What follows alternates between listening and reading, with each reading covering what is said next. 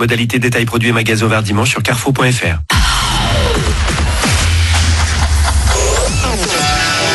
Allez, qu'on amène le coq. Oui, il est avec Manu. Je veux pas le savoir. Oui, Manu est pas là. Mais t'inquiète.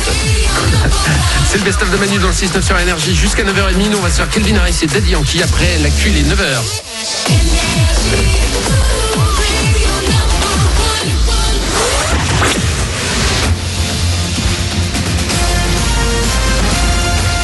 Toute l'actu sur Monaco-Menton avec Frédéric Plat.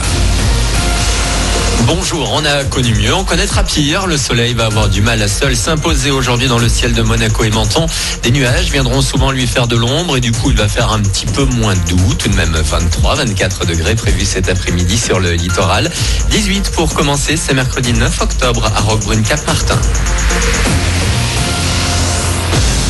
On a mieux côté météo, mais aussi sur la route, c'est particulièrement compliqué ce mercredi matin sur l'A8 si vous devez vous rendre vers Nice ou plus loin dans le contournement de la capitale azuréenne.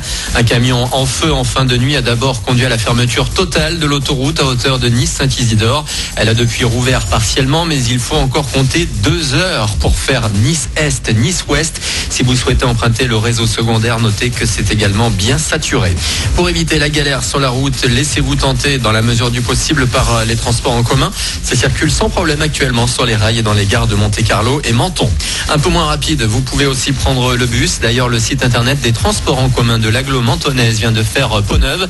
Keolis, le nouvel exploitant du réseau, est clairement mis en avant. On y trouve toujours, mais sous une nouvelle présentation, les fiches horaires, l'infotrafic, une boutique en ligne, la rubrique actu ou encore la possibilité avec Sud Mobilité de calculer un itinéraire sans voiture. Je vous laisse découvrir ça. L'adresse du site ne change pas, c'est toujours zestbus.fr.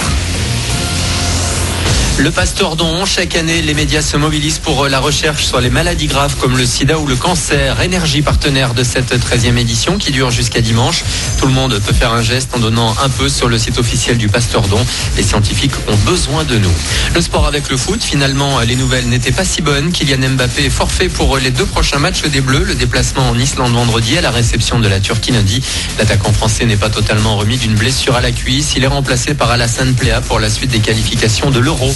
Autre Français appelé par Didier Deschamps, le rouge et blanc Wissam Ben Yedder. Il fait partie des nombreux internationaux absents de l'entraînement à la Turbie pendant la trêve.